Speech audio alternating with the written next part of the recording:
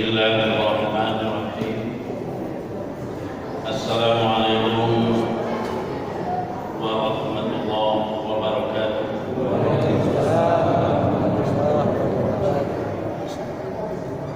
Alhamdulillahilladzi farada alaina siyam haqqa haqqih.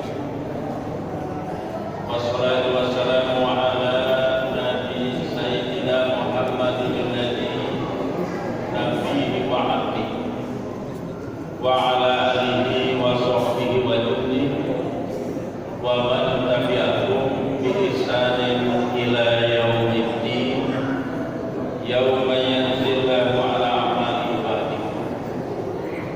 Amma ba'du fa ibadallah, usikum wa nafsi bi taqwallah wa ta'atihi la'allakum tuflihun.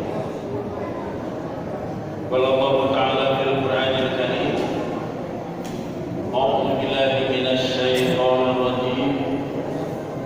Ya ayyuhalladzina amanu kutiba 'alaikumus siyam kama kutiba 'alal ladzina min qablikum la'allakum tattaqun. Shadaqallahul adzim. Bapak-bapak, ibu-ibu, saudara-saudara dan adik-adik sekalian yang dimuliakan, mudah-mudahan dirahmati oleh Allah Subhanahu wa taala. Amin ya rabbal alamin. Alhamdulillah, kita masih diberikan kesempatan, nikmat karunia Allah yang luar biasa, dipanjangkan usia kita sampai bulan Ramadan tahun ini. Karena Ramadan adalah merupakan anugerah Allah dan menunjukkan betapa kasih sayang Allah kepada kita, umat Nabi Muhammad, umat akhir zaman, umat yang dimanjakan oleh Allah. Sedikit amalnya tapi pahalanya dilipat gandakan, banyak dosanya tetapi Allah memberikan momen-momen tertentu menjadi kafarat bagi dosa-dosa kita.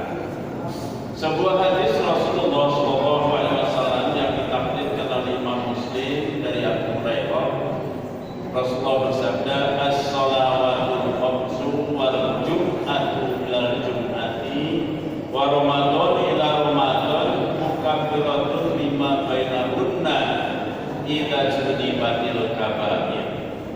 Yang artinya di antara sholat 5 waktu itu menjadi kafarat dosa kita.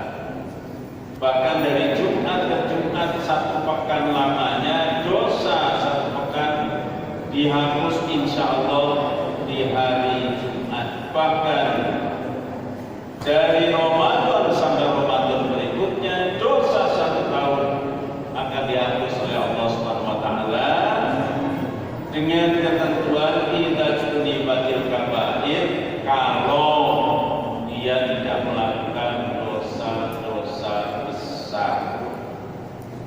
Jadi tidak otomatis kalau dosa besar itu mesti ada prosedurnya taubat dengan taubatan nasuha.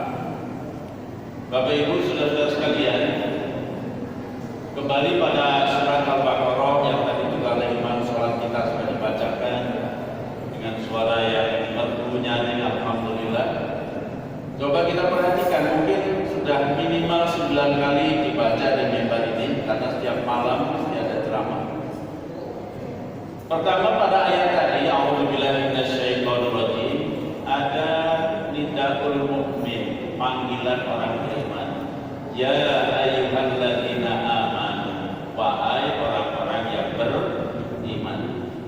Kalau saya memanggil Allah memanggil wahai orang-orang yang beriman, yang nengok siapa? Orang beriman. Yang tidak beriman merasa tidak dipanggil. Sate, tukang sate, mesti kalau dia tukang sate tidak ada. Tukang buah mana mungkin? Dia mesti lewat saja. Itu artinya sejauh di mana perhatian kita, keseriusan kita menerima perintah puasa, panggilan berpuasa, ini menunjukkan kadar keimanan kita. Satu ini. Ini sama saya kan masih singkat ini. Berapa menit Pak? 15 menit ya. Jadi mesti diringkas. Biasanya saya terjun Yang kedua, Allah menggunakan kalimat kutiba alaikumusiyam. Kutiba artinya dikutip, diwajibkan, difardukan. Tetapi Allah menggunakan kalimat kutiba, bukan kalimat furida. Karena di sini ada stressingnya. Kalimat kutiba di situ yang dimaksud adalah naqsu alal hajar, seperti menulis di atas batu, mengukir di atas batu. Apa yang diukir di atas batu? Siang. Kutiba alaikumus siang. Artinya siang itu harus membekas di dalam jiwa pelaku puasa. Maksudnya adalah puasa itu harus punya pengaruh yang membekas seperti mengukir di atas batu. Maka ada ungkapan kalimat asarusya bibina isaksya, pengaruh puasa di dalam membangun kepribadian kita. Artinya apa? Bahwa puasa selama 1 bulan itu menggembleng diri kita, harus menjadi manusia yang berubah. Kemana perubahannya? La'allahu tattaqun. Kalau puasa kita tidak melahirkan perubahan menjadi manusia yang takwa kepada Allah, jangan-jangan puasa kita cuma menggeser jadwal makan dari siang menjadi malam. Kalau siang kita sibuk, makannya terbatas, tapi begitu malam lebih gembul makannya. Karena kenyataan di bulan Ramadan saya perhatikan tuh warung-warung makanan, penjual makanan banyak sekali, habis. Berarti rakus ya orang puasa. Ibu-ibu kalau sudah menjelang maghrib itu segala macam minuman, jus ini, jus itu, perintahnya jus Al-Quran yang bisa dibaca, jus melon, jus orange, jus. Biasanya itu yang sering rajin mengumpulkan, tapi bapaknya yang nyuruh. Malah ada di bulan Ramadan banyak orang begadang. Kenapa kau begadang nanti tidur? Rugi pak kalau tidur nggak bisa makan. Nah kalau sekadar puasa tidak makan dan tidak minum, di waktu siang diganti malamnya, semua orang nggak bisa. Apalagi Ramadan banyak makanan, betul pak? Jadi harus mampu merubah karakter kita. Maka para ulama kalam memberikan definisi puasa itu adalah asyam al-imsaku anil akli wasyurbi wa ghasyani nisa minal fajri ilal maghrib imanan wa ihtisaban wa idadal nafsi wa tahyatal hari taqwallah bil muraqabah wa tarbiyatul iradah. Yang artinya bahwa puasa itu memang menahan diri, tidak makan, tidak minum, tidak menggauli istri dari fajar sampai terbenam matahari. Ada yang nanya waktu saya merangkak seperti itu, Pak, itu yang dilarang kan menggauli istri sendiri ya Pak. Kalau istri tetangga boleh enggak? Saya jawab mundur muatos. Maksudnya yang halal saja tidak boleh di bulan Ramadan, apalagi yang haram. Tapi meninggalkan itu semuanya, berlapar, berdahaga kita, mengekang diri kita. Puasa tidak hanya perutnya saja, tapi mata kita, pendengaran kita, bahkan hati dan pikiran kita. Imanan wa ihtisaban. Karena iman kita berlapar-lapar, karena yakin kepada Allah, karena ingin taat kepada Allah, karena berharap diampuni dosa kita, karena berharap hidup kita selamat, maka kita rela setiap malam kita sholat tarawih berjamaah. Alhamdulillah. Jadi karena iman, bukan karena mertua, bukan karena tetangga. Ada di tetangga saya bilang, kalau tarawih begini, istrinya bilang, Bapak berangkat ke masjid Pak. Emang kenapa? Tarawih, orang-orang pada tarawih. Apa kata dunia kalau kita nggak tarawih? Malu Bang. Ini karena Allah atau karena orang? Karena orang. Ini karena Allah. Maka di bulan Ramadan ada satu esensi amat sangat bahkan dari inti puasa itu adalah terletak pada ibadah sirri, ibadah yang tersembunyi. siang hari lapar, dahaga, capek, kita pulang ke rumah masih ada makanan, minuman, minuman segar, makanan lezat. Istri lagi belanja, anak lagi main, gak ada siapa-siapa. Mau makan enggak? Nyobain sepiring itu. Kan gak ada siapa-siapa. Kenapa tidak mau makanan halal? Itu milik kita. Orang tidak tahu, apalagi Pak RT jauh. Kenapa kita tidak mau melakukan itu? Tidak mau makan, tidak mau minum. Logika berpikir adalah kalau lapar makan, kalau dahaga minum. Betul. Tapi mengapa orang puasa tidak mau melakukan? Walau hanya seteguk saja. Nah, disinilah intinya orang berpuasa. Karena pada waktu berpuasa orang mampu menghubungkan jiwanya kepada Sang Pencipta. Bahwa Allah melihat dirinya, bahwa saya bisa menipu orang, saya bisa mengatakan saya berpuasa, padahal sudah sepiring nasi saya makan, segelas minuman saya tenggak, tapi dia saat itu tidak mau melakukan walaupun terhadap harta, makanan, rezeki punya kita. Ini menunjukkan bahwa seorang berpuasa berniatnya mampu menghubungkan dirinya kepada Sang Pencipta. Ini yang disebut dengan ihsan. Satu saat Nabi bersama para sahabat sedang berkumpul, selalu saja Nabi mengajarkan ilmu-ilmu agama. Tiba-tiba ada tamu yang tidak diundang, datang dengan berpakaian putih-putih, berambut hitam legam, kemudian dia berjalan tidak ada bekas telapak kaki. Hati-hati ya kalau ketemu orang tidak ada bekas telapak kaki atau tidak minjak kakinya ke bumi, hati-hati. Nanti yang suka disegodain cewek katanya, lihat ternyata nggak nampak di tanah, itu bukan orang. Tiba-tiba dia datang di hadapan Nabi, kemudian lututnya dia dengan lutut baginda Nabi, tangannya dia letakkan di paha Nabi. Lalu dia bertanya, ma huwal iman? Apa itu iman? Dijawab oleh Nabi, rukun iman yang kita kenal sekarang. Ada berapa Pak? Nah, saya kira 5. 6 ya. Jangan diperas lagi jadi berapa nanti? Tidak bisa dirubah itu 6. Kemudian setelah dijawab oleh baginda Nabi, maka kemudian tamu tadi mengatakan, saudara, benar engkau? Sahabat bingung, ini siapa? Orang mana ini ya? Nanya kepada Nabi, kemudian sudah dijawab, dia bilang benar, kayak guru aja. Kemudian pertanyaan yang kedua, ma huwal Islam? Apa itu Islam? Dijawab dengan rukun Islam yang 5. Lagi-lagi tamu tadi mengatakan saudara. Kemudian pertanyaan yang ketiga, ma huwal ihsan? Lalu apa itu ihsan?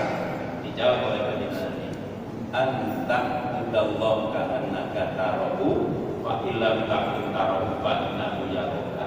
Ketika kamu sedang beribadah kepada Allah, berbuat kebaikan, menolong orang, bersedekah, memberikan bantuan dan seterusnya, seolah-olah kamu bisa melihat Allah.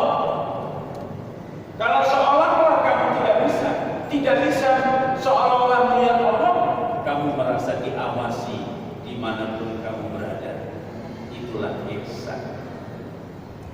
Bapak Ibu saudara sekalian, ini esensi. Inilah sumber segala kebaikan, sumber segala kebajikan. Lahirnya pemikiran yang baik, perkataan yang baik, niat yang baik, amal yang baik muncul hanya dari orang yang punya iman dan ihsan yang baik. Ini produk puasa yang ada kita capai.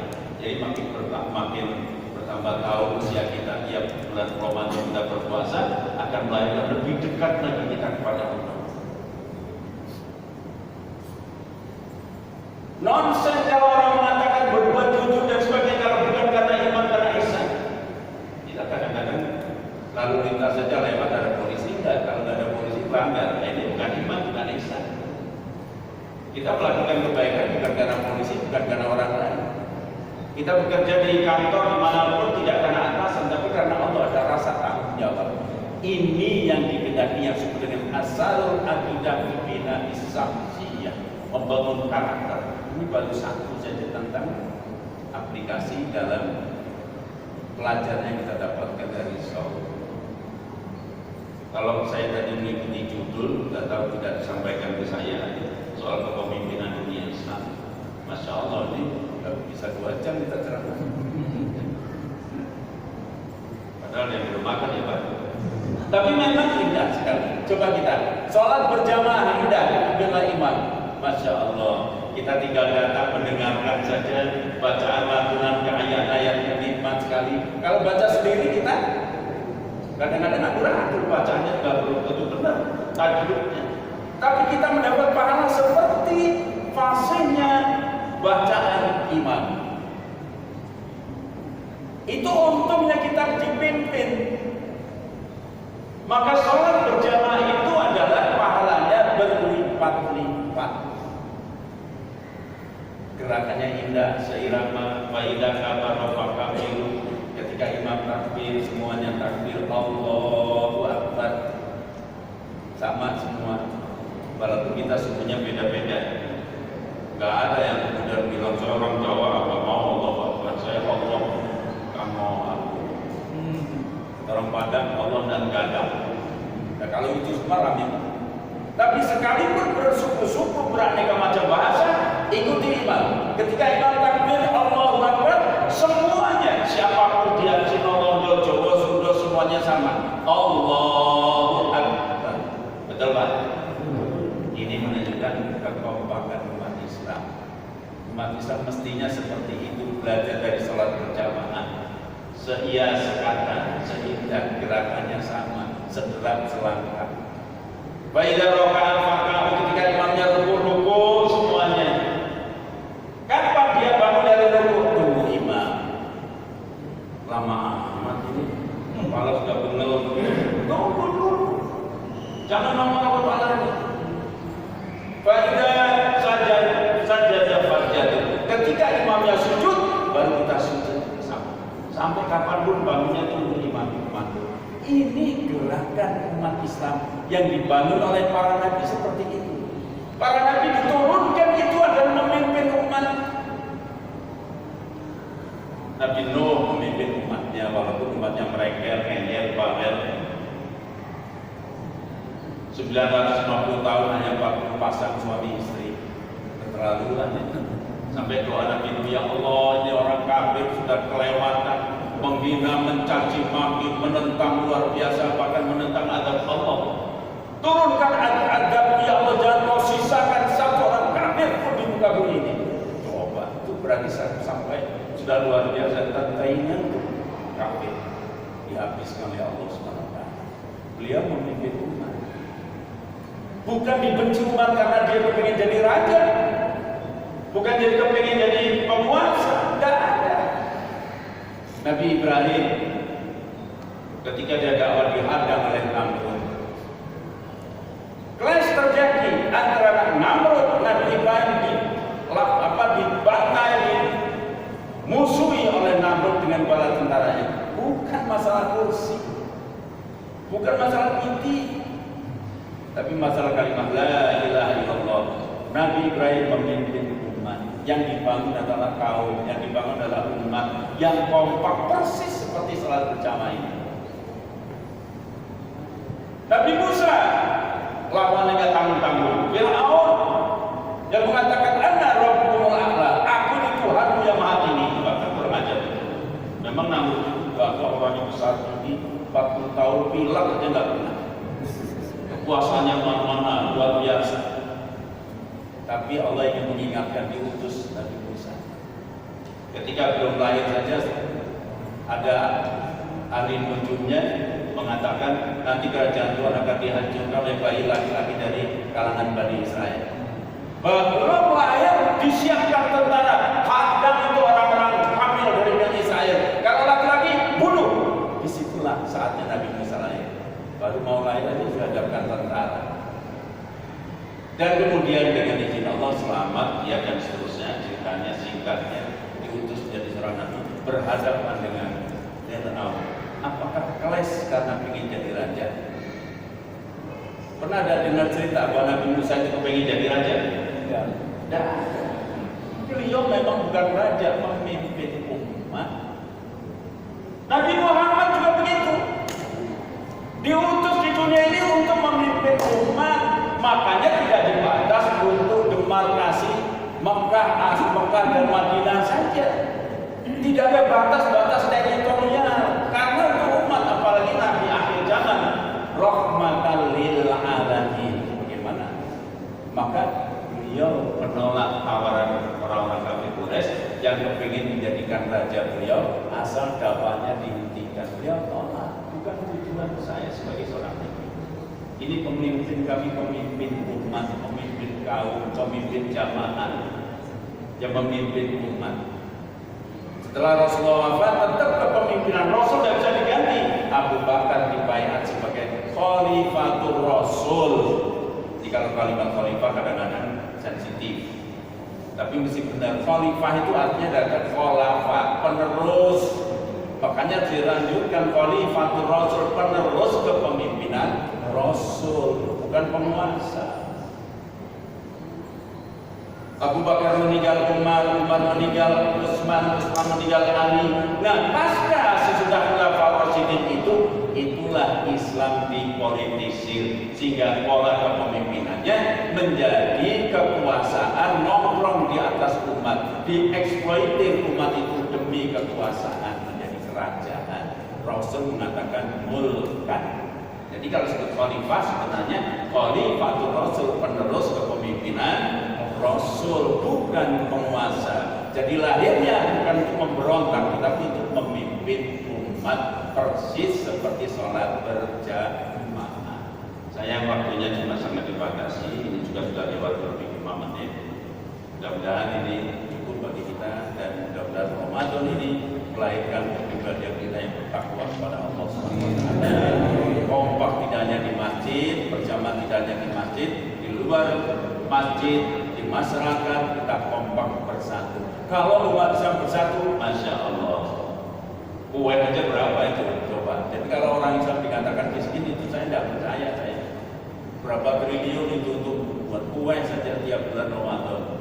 Belum kalau boleh mudik ya, belum belanja lain-lain. Muslim itu kaya, cuma tidak dipimpin oleh seorang pemimpin, cuma tidak kompak dan bersatu. Itu aja masalahnya. Problem terbesar bangsa adalah karena umat Islam tidak ada kepemimpinan dalam arti sebagai pemimpin jamaah, pemimpin umat. Barakallahu li wa lakum wa lisa'il muslimina wal muslimat fastaghfiru innahu huwal ghafur. Mohon maaf segala kekurangan kekeliruan. Assalamualaikum warahmatullahi wabarakatuh.